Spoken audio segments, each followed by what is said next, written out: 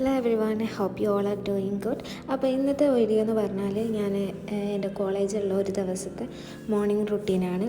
അപ്പോൾ ഇന്നെനിക്ക് എക്സാമാണ്.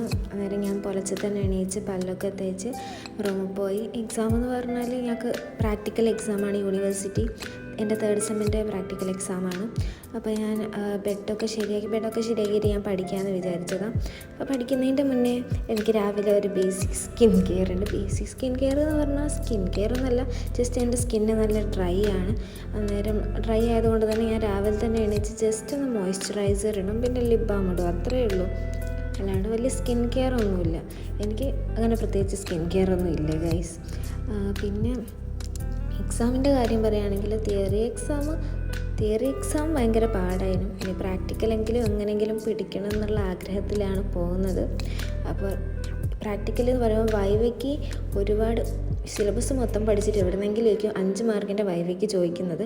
അത് സിലബസ് മൊത്തം പഠിക്കാൻ വേണം, പ്രാക്ടിക്കലിന് എക്സ്പെരിമെൻറ്റ്സും പഠിക്കണം. അപ്പോൾ ഞാനാണെങ്കിൽ രാത്രി പഠിക്കാൻ നോക്കിയാലും ഞാനും എൻ്റെ ക്ലാസ്സിൽ ആര്യനന്ദ ഉണ്ടായിരുന്നു. ആര്യനന്ദ അപ്പുറത്തെ റൂമിലാണ്.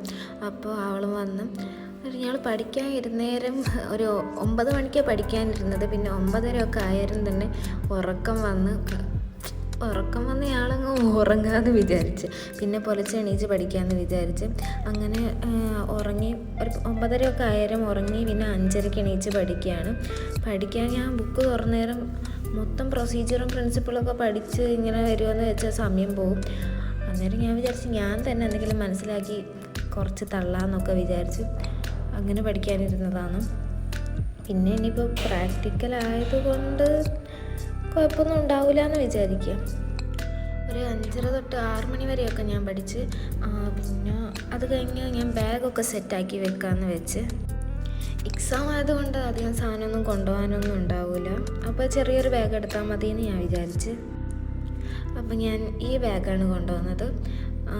ഇത് മതി, ഇതിൻ്റെ അകത്തുള്ളതേ ഉണ്ടാവും സാധനങ്ങൾ. ആദ്യം എൻ്റെ റെക്കോർഡാണിത്. ഇന്ന് എൻജിനീയറിങ്ങിൻ്റെ എക്സാമാണ്, അപ്പോൾ റെക്കോർഡ് മസ്റ്റാണല്ലോ പ്രാക്ടിക്കൽ എക്സാമിന്. പിന്നെ എൻ്റെ ഹോൾ ടിക്കറ്റ്.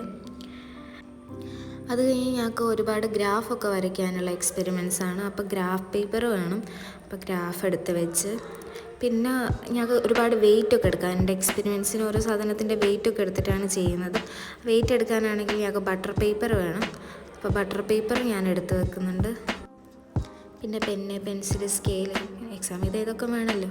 പിന്നെ ഒരു ലൈറ്ററും എടുത്ത് വെക്കുന്നുണ്ട്, അഥവാ കത്തിക്കാൻ ആവശ്യം വന്നാൽ. പിന്നെ ലാബ് ക്ലോത്ത് മസ്റ്റാണ്. ലാബ് കയറുമ്പം ലാബ് ക്ലോത്ത് വേണം. പിന്നെ ഗോഗിൾസ്. ഞങ്ങൾക്കിന്ന് എൻജിനീയറിംഗ് ഗോഗിൾസിൻ്റെ ആവശ്യമില്ല. പക്ഷേങ്കിൽ ഒരു കുട്ടി എൻ്റെ അടുത്ത് ചോദിച്ചത് ഓർഗാനിക്കുള്ള. പിന്നെ കാൽക്കുലേഷൻ ചെയ്യാൻ. അത് കഴിഞ്ഞ് ഞാൻ പിന്നെ റെഡി ആവാമെന്ന് വിചാരിച്ച്. റെഡി ആവാൻ ഞാൻ സൺസ്ക്രീനാണ് ഇടുന്നത്.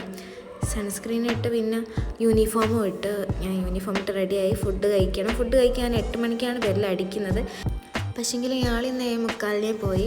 അപ്പോൾ പെട്ടും കടലയായിരുന്നു. നല്ല ടേസ്റ്റുള്ള ഫുഡായി ഇവിടുത്തത്. അത് കഴിഞ്ഞ് പ്രാക്ടിക്കൽ എക്സാം ആയതുകൊണ്ട് വൈറ്റ് കോട്ട് ഇട്ടിട്ട് ഞാൻ പോകാമെന്ന് വിചാരിച്ചു. അവിടെ പോയാൽ പിന്നെ കുറച്ച് നേരം കൂടി പഠിക്കാൻ കുറച്ച് സമയം ഉണ്ടാകുമല്ലോ. കോളേജിലേക്ക് നടക്കാൻ ഒരു 10 മിനിറ്റ് നടക്കണം. 10 മിനിറ്റ് ഒന്നും ഇല്ല സത്യം പറഞ്ഞാൽ. പക്ഷേ ഞാൻ മെല്ലെ നടന്നെത്തുമ്പോഴേക്ക് 10 മിനിറ്റൊക്കെ ആകും. അന്നേരം ഞാൻ വൈറ്റ് കോട്ടും ഇട്ടിട്ട് നടക്കാമെന്ന് വിചാരിച്ച്. അന്നേരം ചെറുതായിട്ട് മഴ പെയ്യുന്നുണ്ടായിരുന്നു. അപ്പം ഞാൻ എൻ്റെ കാലം കൂടെ എടുത്താണ് പോകുന്നത്. അങ്ങനെ ഞാൻ കോളേജിലേക്ക് നടന്നു. അപ്പോൾ ബൈ.